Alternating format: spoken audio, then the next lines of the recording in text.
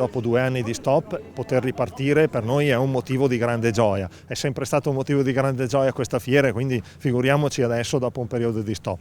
Siamo molto contenti perché quest'anno, oltre alle tante novità che abbiamo e alle cose tradizionali, abbiamo avuto anche tanta partecipazione da parte delle associazioni del territorio che ci hanno dato fondamentalmente una mano, quindi dalla Proloco, l'associazione Capriana, all'ASPI, i militari in congedo e tantissimi altri, adesso qualcuno me ne scappa, ma ovviamente poi abbiamo tutte le nostre locandine e quindi possiamo vedere tutto. Poi si va avanti con la tradizione. La prima tradizione è la nostra torta di San Biagio, che non può mancare, già la troviamo da oggi su tutte le bancarelle, e poi domani, domenica, alle ore 11, verrà tagliata quella che abbiamo realizzato qui in Piazza Castello, diametro 3 metri, come negli anni precedenti, con distribuzione gratuita. Ore 11 ci saranno anche i nostri sbandieratori Isabella d'Este, che quindi faranno prima una piccola esibizione. Poi io dico sempre, se rimane un po' di torta anche al pomeriggio verso le 14:30-15. Ecco.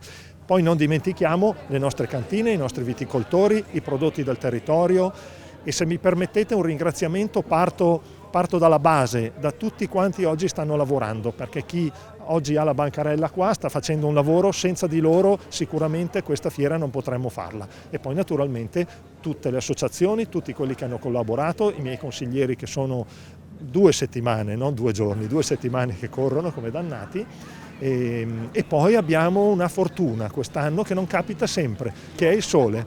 Ho scherzato dicendo che questo sole costa tanto, noi a Cavriana ho detto deliberiamo per avere il sole, ce l'abbiamo avuto, non è vero, ce lo regala il buon Dio e noi cerchiamo di farne buon uso. Il legame più forte del nostro paese che possiamo creare e che ci dà forza è quello col territorio. Quindi cosa c'è di meglio oggi di iniziare la giornata con l'inaugurazione di questa straordinaria festa? Un modo per stare insieme come comunità, istituzioni, ma soprattutto sentivo anche per tanti giovani. Quindi grazie per quello che portate avanti, grazie Sindaco e grazie a tutta la cittadinanza. Buon lavoro!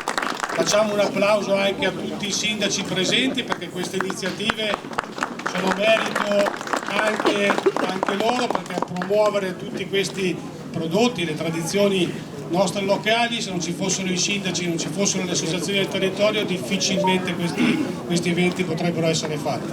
E allora 1, 2 e 3!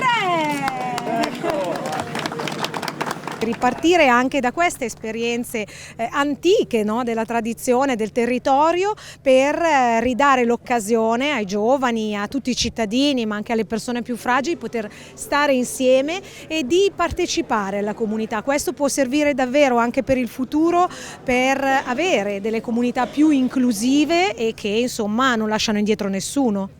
Permettetemi di ringraziare l'amministrazione comunale e il sindaco, perché Cavriana in questi giorni sta risplendendo sempre di più con colori, con folklore, con tradizioni, e la presenza oggi del ministro Alessandra Locatelli certifica l'assoluta importanza e centralità delle colline moreniche dell'Alto Mantovano, perla della provincia di Mantova. Questa è la torta di San Biagio, fatta per la festa di San Biagio 3 febbraio. Viene fatta con mandorle, uova, zucchero, la buccia del limone grattugiata, cioccolata pura fondente, rum, anice e aromi vari, vanillina, noce moscata, e la pasta frolla fatta con burro e strutto e del vino bianco messo in ammollo l'anice stellato.